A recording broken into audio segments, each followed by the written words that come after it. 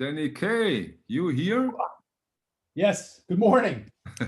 Nice to see you. Nice to see you. Today, soundtracks. You have one or two soundtracks for us? Well, apparently, based on our last video we did, it's a hotly discussed topic internally amongst your incredible viewers. So I figured, hey, let's start the ball rolling. So I picked a few. I mean, I have let me see. I have this many to talk about. Okay, it's around the same amount here. Yep, perfect. And against our usual habits, I start today. Okay. Go for it. Okay, I start with Oh, this. Giddy, I have no idea what you're gonna do. Remember that one? Remember abilities? Kuschelrock. French soft porn. That's hilarious. David Hamilton, and the music is from Francis Lay. This is of course an original and not an audiophile repress from Analog Production or MoFi. And I'm quite sure it will never get one. But remember, Danny, when we were young, abilities. Oh, don't say never. I'm calling Chad right now. He's going to have to reissue that. Okay. UHQR. Okay, that's for starters. And now for maybe you start with the serious stuff. Okay. All right. Ooh, here's a good one. So this is one of my absolutely favorites. It is, of course, Marvin Gaye, Trouble Man. Okay, nice one. Yeah, incredible. I mean, you know, it's got that funk, it's got that soul, you know, the 70s sound. And, you know, obviously when he starts singing that Trouble Man score, oh man, it's killer. Highly recommended. It came out, this happens to be a reissue. Yeah. That I bought, I don't know, 15, 20 years ago. I mean, it's been reissued a million times. Mm-hmm. I do have two originals that I'm keeping sealed for, you know, who knows what, who knows where. Actually, no, I do have one open. So anyway, Trouble Man, Marvin Gaye, absolutely killer soundtrack. Highly recommended. Get either the reissue or the original. Well, you're not gonna, unless you're spending bucks, the original is gonna be probably hard to find. Is it hard to find? Okay. In mint condition. You know, this is the funny thing with Marvin Gaye in particular, and these old towns, they are becoming increasingly more and more difficult to find clean original Motown or Tamla label, I should say, not Motown, Tamla label Marvin Gaye stuff, increasingly difficult to find originals. Reminds me of another label which has the words blue and note. Yes. You think they may go the same route? You know, I wouldn't be surprised, honestly. So let me give you a perspective. I remember I bought my first sealed copy original for, I think, like $50 at a swap meet. Pre-COVID, once a month, I would go to my favorite swap meet in Orange County and, you know, look at records, buy records and all that. Long story short, haven't been in over a year, but this was maybe about 15 years ago that I bought my first copy, and I think I paid $50 for it. Now they're going for upwards of $150 to $200. Yeah, that's the way it goes in the moment.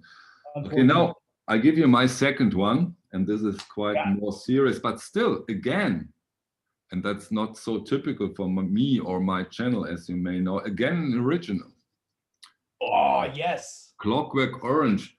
It's a German copy, of course, and here it's Uhrwerk Orange, not Clockwork, but a beautiful, gorgeous movie, of course, and a very beautiful soundtrack. That's great. You have this classical stuff. It's a great one. I really like the soundtrack from Clockwork Orange, Stanley Kubrick. That's fantastic. It is. Movie. I just watched it not too long ago. Really, it's still a great viewing if you go into that movie. It's still a great one. It is. You know, Stanley Kubrick, man, he was definitely an incredible visionary. He was. Yeah. Incredible visionary. Exactly. Yeah. Your next choice, Danny. All right. Next choice, one of my favorites. I think I you know, when I review stuff, I plug this probably quite a few times, which is of course Hans Zimmer. Interstellar. Compadre, Interstellar. This is the 2 LP at the movies reissue. Came out a couple of years ago, or not reissue. I guess this was the original, the way they originally released the record. It's 2 LPs, and it is absolutely majestic. If you haven't seen the movie, obviously Christopher Nolan's masterpiece. You know, speaking of Stanley Kubrick, I mean, he obviously took a lot of inspiration from 2001 for the movie, of course. But the score, what's interesting about it, this is a little trivia for the folks. So Nolan sent Zimmer no concept, no copy of the script. I think he Sorry, little technical difficulties. Danny, go ahead. So anyway, Christopher Nolan sent there we go. Christopher Nolan sent him basically just an outline of, hey, it's going to be a space movie, but he didn't go into any specifics or particulars as to what the movie script was, or you know, et cetera, et cetera. And so Zimmer really kind of scored the movie without having seen the script, and really just getting inspired by the theme. And this is what he came up with. Absolutely spectacular. You know, I think cut 2 and cut 14 or 13, even if you just have the CD or title, or, you know, whatever you're listening to on your streaming platform, unbelievable.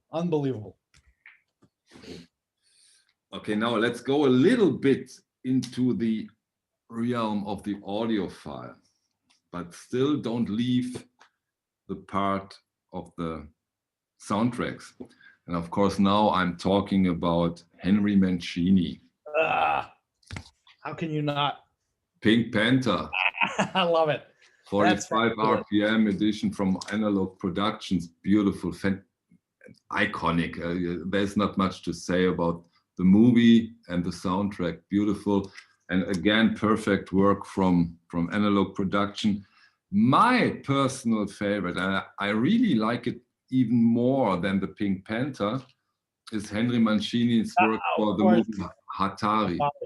It's fantastic. This is my favorite movie score when it comes to audiophile recordings. Again, the 45 RPM version from Analog Productions. Fantastic and a bit underestimated, I think. And the third one, I think it's not from a movie, it's from a television series, but still, Living Stereo released Peter Gunn, Henry Mancini. Beautiful, fantastic. But it was a television series, I'm quite sure. It wasn't, but come on, don't be. Down. Exactly. Beautiful one. I really love it. And this Living Stereo series is, again, I haven't had one Living Stereo I didn't like. Beautiful series when it comes to classical music. And those are my Henry Mancini. You know, and of course, like I always say, don't you wish they would record music like that again today? No. You know, what was wrong with it? Nothing. It sounded fantastic. I don't know. I don't think so. I don't wish it, because they have done it for a very long time. But I wish that they put the same amount of effort in today's recordings. And then we'll see if there has been a real development or only steps back. So nowadays, I think we can't answer that question adequately because they do not put generally so much effort into the recordings. That's what I would wish for. I think you're right. You know, I don't know. There's something about, you know, tape and you know, analog recording, analog mixing board, you know, analog amplifiers, analog compressors, you know, whatever, all the stuff that they used back then. And it's just, I don't know. It really, today's music is so overproduced. Yeah. And in some cases it's warranted, right? I mean, you know, I get it. You know, it's part of the music, it's part of the composition. But some of the music today is so overproduced that it's just, you know, anyway, what are you going to do? But I think the solution won't be just going back and take the old stuff. I think there has to be something different. But I agree. Somehow they put too much into it, but they don't consider the details in a way. They don't go into the details. And like for example, Led Zeppelin, they went into the detail of every song composition. You can see that how the songs develop. And this is what I miss the most, this love for the detail. Well, okay, different topic, but a good topic. We should do a video about that. Yeah. You know, what I love about these is we come up with new topics on the fly as we're talking about something totally different. You know, my turn, your turn, my turn. No, your turn. I had my Mancinis. That's right, 3 of them. Speaking of well-produced contemporary music, for soundtrack anyway, and of course, you know, they were just in the news, I think last week, that Daft Punk is no more, right? And so, what better place to tribute than with the Tron? Great soundtrack. choice, great choice, yeah. Fantastic. I've never listened. I've never listened to the vinyl. Is it a good production? Is it audiophile? Is it 100%? Okay. Yeah, 100%. It's fabulous. It's open. It's rich. It's got bass. Obviously, they did such a wonderful job. It's hard to believe. I think this came out 2010. If I'm not, I think 2010. Which is really hard to believe. 11 years. Oh my! I know. It's a beautiful gatefold, right? And by the way, notice, Michael, no shrink wrap. Get off for you. Okay. My turn. Again, a little bit off topic, but I think it belongs here. It's not only soundtracks. I dared and put an vinyl that comes from a game. Okay. And this is this beauty. Wow. Mario. It's interesting. Grant Kirkhope's Mario and Rabbids Kingdom Battle. Beautiful edition. Very beautiful on crystal clear vinyl. This mustache, you can't see it, but it's a hairy. They've done a great job with the cover. Wow. And beautiful recording, quite interesting. Not a soundtrack, it comes from a game. Hey, you know, that's a soundtrack, I guess. In a way it is. Soundtrack. Okay, now put us back on track, Danny. Here's a fabulous one. Short Eyes, Curtis Mayfield. Again, cool cover, great cover. Yeah, a fantastic movie too. We kind of didn't really talk about any of the movies so far, but phenomenal movie. I don't know. You know, and Curtis Mayfield, you know, he was in his prime. Easy to get. I mean, it's not terribly difficult to find this record. Is it an original? Your copy is original? Yeah, it's an original. Yeah. Which year? And I think this is even on the Kurtcom label, if I'm not mistaken. Hang on. Yeah, it comes with a nice little insert. Yeah, Kurtcom label. Yep. Show it once more. It looks, please. Nice one. Yeah. Beautiful. When did the movie came out? So this came out 77. 77. Is it black exploitation or what kind of movie is it? No, it's a it's like a prison character study drama. Okay. I don't want to give too much away, but it's a fabulous movie. And definitely worth watching, and the soundtrack is terrific. Curtis Mayfield did a fabulous job with this. Nice one. Nice. In German, of course, the album is called Kurze Augen. Okay. No, it isn't. Probably not. Okay, right.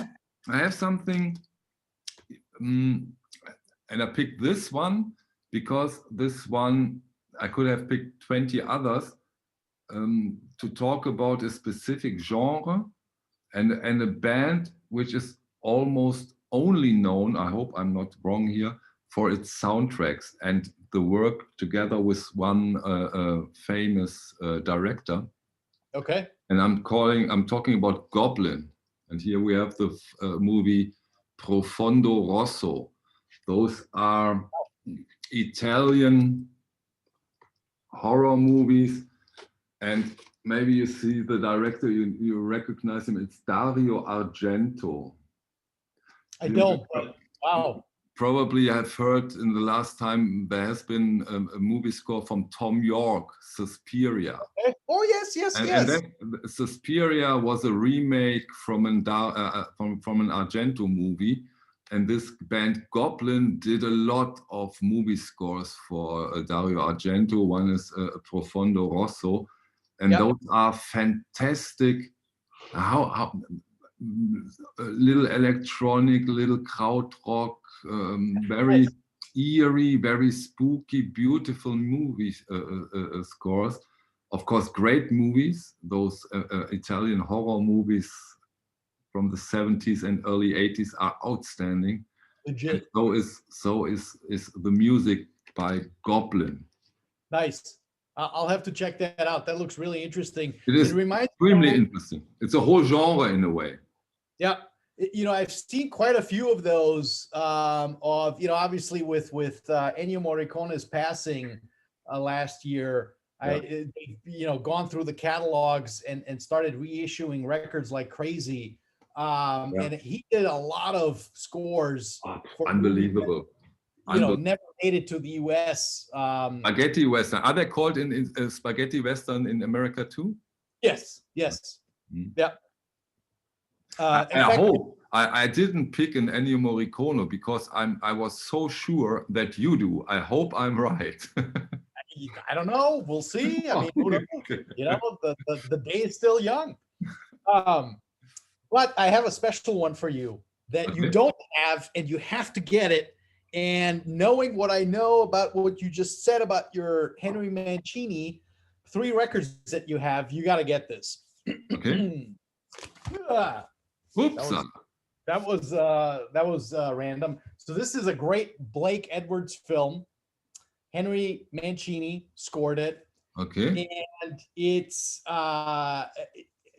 just fantastic. Yeah, Blake Edwards is the guy who did the Pink Panther. Yes, absolutely. Phenomenal, like a, you know, 70s spy. Show me the cover once, please, a little longer. Okay. Okay. Fantastic. Okay. Again, an original? Original RCA. You know, absolutely fabulous. It's got that, you know, again, that typical Mancini sound to it. It's, you know, you got the What is the name? But it's not this one, isn't it? It's not Peter Gunn. No. This is another character that Blake Edwards developed. Okay. It's fantastic. Now, I'm trying to remember. I'm pretty sure this came out in Europe. I mean, it had to have come out in Europe. Yeah. This was, let's see, 67. So 1967. Okay.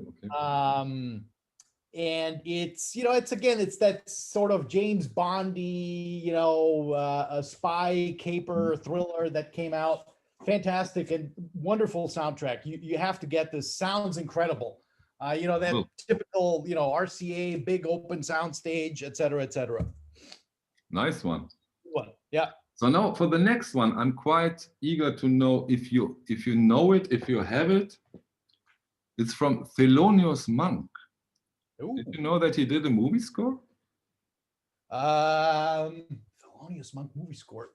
Wait. Yes, of course. Sam Records. Exactly.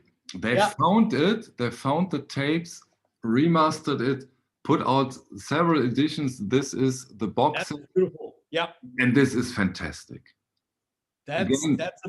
It's such a beautiful work again from Sam Records. Fantastic.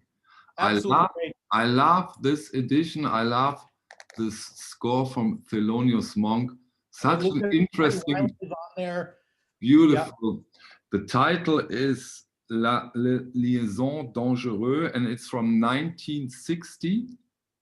And if you're interested in movie scores or Felonious Monk or audiophile pressings, have a look for this one. Beautiful, fantastic. You have it? I do. So that was a special record store day pressing. You're right. Yeah, you're right. Yeah. And it was out, and I picked one up not knowing what it was. Never heard of it before. Blind buy. I picked it up, and whatever. And then 2-3 days later, a friend of mine sent me an email. He was like, "Hey, did you by chance get this?" And I'm like, "Yeah, as a matter of fact, I did." He goes, "It's already $300-400 on eBay." Okay. Anyway, and then I'm pretty sure that he repressed it. Yeah. Because I think it's still available. But not the box set. Not the box set. Oh, okay. Oh, so he repressed it as a regular then. Yeah. Interesting. And I thought about, do I put out now the Miles Davis movie score and say, no, come on, no, Miles Davis. I give that to Danny. That's right. Yeah. I almost picked that one. But I think the Felonious Monk is really interesting. Yeah. Good one. All right, from Felonious, we go to the other great, David Bowie, Cat People. Cat People. Oh, man. Great job. So, yeah, I mean, it's, and by the way, another fellow German, Giorgio Moroder, or German-Italian, produced this. Giorgio Moroder. You know who is it on the cover? You know who is that? No. What's her name? Nastasia Kinski. Yes, I knew it. Klaus Kinski's daughter. Yes. Yep. So this is there seems to be a German theme with this record. Giorgio Moroder. But the music, but I think the music is much better than the movie.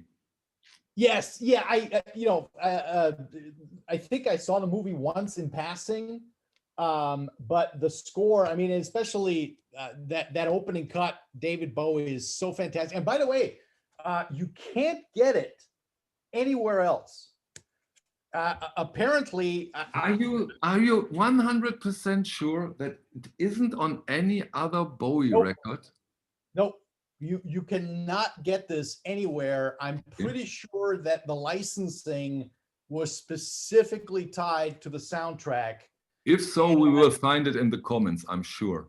I'm sure we will. Hey, please, if someone knows better or otherwise, educate us. I'm always open to that. And to my knowledge, you can't get this anywhere else. You have to get the soundtrack. But man, It sounds incredible. Very, Giorgio Moroder. I mean, he was, I don't know if he was an audiophile, but he definitely took sound recording and production and all that very, very seriously. Come on, Danny. This one was so good. I'll give you another one. All right. So, okay. So I have to admit, I'm a Trekkie. Oh, great. Yeah. You heard that term before? Yeah. Never. So, of course, Jerry Goldsmith, the original Star Trek, the motion picture. Okay. So this came out as a reissue by who reissued this? I mean, it's on Sony, obviously. Who reissued this? That's a great question. No, not Saraband. Oh, who reissued this? Hang on a second. Unfortunately, I have to use my glasses. Oh, that's right. La La Land Records. La La Land. Okay. Yes, they're in LA. They are a great cover. Great cover. Yeah, fantastic.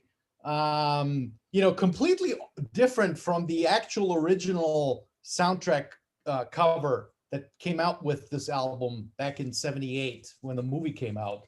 But here's the special part. You're gonna love this. The vinyl. Look at that. Oh.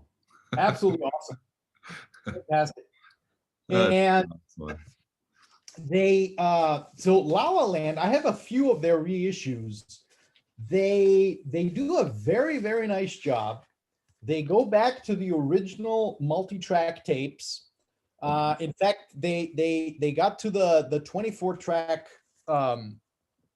master for this, or mixtape, and they remixed it, came out with a new stereo score or stereo soundtrack. Okay. And it's killer. Big symphonic orchestra, obviously.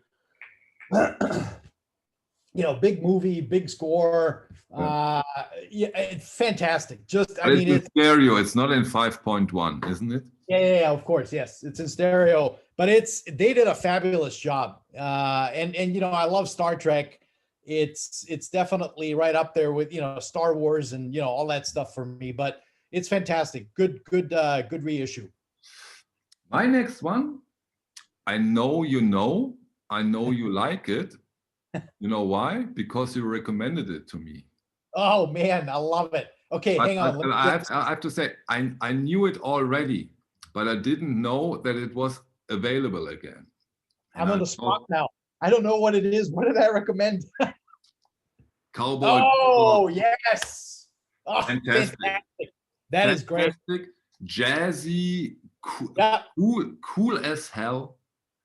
The anime, by the way, is outstanding, and the score, fantastic. Again, beautiful. Also on this vinyl forever. What's that good for? But beautiful. It sounds great. Great sounding edition. And very, very, very nice, calm, cool listening. How do you call that kind of jazz? Lounge jazz. Is it lounge? I mean, yeah. It's hard to describe. Get into it.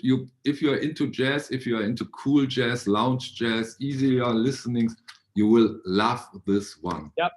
So that's another one that long out of print. $300-400 on eBay or discount. And then it came back. And then it came back when I recommended it to you, and it's still in print. I'm pretty sure it's still in print. Fantastic soundtrack, good one. I like that. Yep. All right. So let's see. We stay with the 70s caper. Bad guy chasing good guys, good guy chasing bad guys, and of course the wonderful Lalo Schifrin. Bullet, man, you gotta get from this one. There's also a speaker's corner out there. Correct. Yes, this is fantastic. Absolutely great record. Must have. Cool. I mean, I love Lalo Schifrin. I think I have I probably have all of his records. Maybe not all of them. That's an exaggeration, but I have a good 25 or so Lalo Schifrin records. Love the guy. And this is the one when you want to start with him. This is the one you should start with. I would not. I would second that. Yes, that's a good start to go with Lalo Schifrin. Fantastic. It's got that again. It's that 70s theme. Yeah, then with the movie is outstanding. The movie is so cool. Yeah. Steve McQueen. Yeah. Steve McQueen. You know, funny side story here. So when I first came to LA to become a feature motion picture star, I did a commercial, and his son was in the commercial. And you know, when we were sitting at the, you know, on the side, you know, drinking coffee or whatever, I walked up to him and I said, "Hey, you know, I'm a big fan of your dad's." And he looks just like his father. Really? Just like his father. Yes, very much like his father. It could have hit him harder, huh? This was, you know, what, 20, 25 years ago, maybe, or so, early 90s. So anyway, long time ago, in a galaxy far away. What you got? My turn. Okay, so this is my last one. Everybody, one last pick. All right. Now I have two more. Okay, come on. Then you do yours. You do two, and then we go for our last round. Okay, so again, staying with the 70s theme, Shirley Bassey, John Barry. Do you get the hint? Oh, no, I don't. What a surprise! Of course, yeah. Absolutely. I mean, come on. If there is one soundtrack, it probably is Goldfinger or the Pink Panther. And I mistakenly 70s, 60s, right? I mean, this was 67 or 66, whenever that movie came out. Isn't that amazing how long ago that was, Michael? Yeah. It's scary. Time is a bitch. It really is. You can't buy time. Enjoy the time you have. You know, not to get philosophical, but seriously. We have our 5 minutes, and then it's incredible. I mean, okay, don't let us waste time. Okay, one more. My last choice. My last choice. Ask for it. Ennio Morricone. There he is. What's that cover? Isn't that awesome? Oh my God. Fantastic. Wait a second. Keep it, because this should be our. Oh, there. Perfect. Perfect. That's great. And now he's losing his. Okay. There we go. Okay, I think it's the cable connection. Was that we are a little disturbed? What is that? Your last pick, or have you another one after that? I have one last one, and then I'm done. Okay, no. Then I go and you do the finish. Okay, right. I already showed it. This is a Japanese composer, and he does a lot of anime stuff. Sometimes very classical, sometimes not so classical. His name is Joe Hisaishi. Okay. And they did quite some re-releases from him, and they are all worth figuring out, trying out. Beautiful remasters, re-releases, and this is the one I want to finish. Very interesting, beautiful stuff. Joe Hisaishi. Okay. Great one. Really great one. I was just gonna say colored vinyl and OBI strip. Where is it? No colored vinyl. No color. Yeah, nice. Okay, so I guess I'll end off with a bombastic soundtrack to, you know, we talked about 2001. We talked about Stanley Kubrick. We talked about Interstellar. We talked about Star Trek. We talked about Star Wars. Well, you know. Let me guess. What's their last pick? Let me have a guess. Blade Runner. Blade Runner. How did you know? Yes.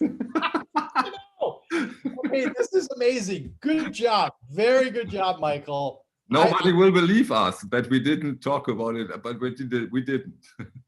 We did not speak about this beforehand. He had no idea what I had in my stash. That is amazing. That is very good. Very good, Michael. Excellent. Yeah. Blade Runner. Is it the Kevin Gray remaster? So this is the Steve Hoffman Kevin Gray remaster that came out, I don't know, maybe 10 years ago or so. Beautiful red vinyl. Okay. And I remember I either heard it from someone or I read it somewhere. There is literally 12 or 13 hertz notes on the tape. And Kevin did not compress it. He left it wide open. And there's seriously times when you listen to this infrasonic sub. If you have, full range speaker, you will hear that sudden jolt and you're like, what the hell happened? And it's on the soundtrack. I don't know if it was, I'm assuming. Is it a very expensive one nowadays, or is it good? What is the price around roughly? If you know that. That's a great question. Honestly, I don't know. I believe you have it. You don't have to look it up. Right. So this came out on I'm pretty sure they're now defunct, the old or not so old Audio Fidelity label.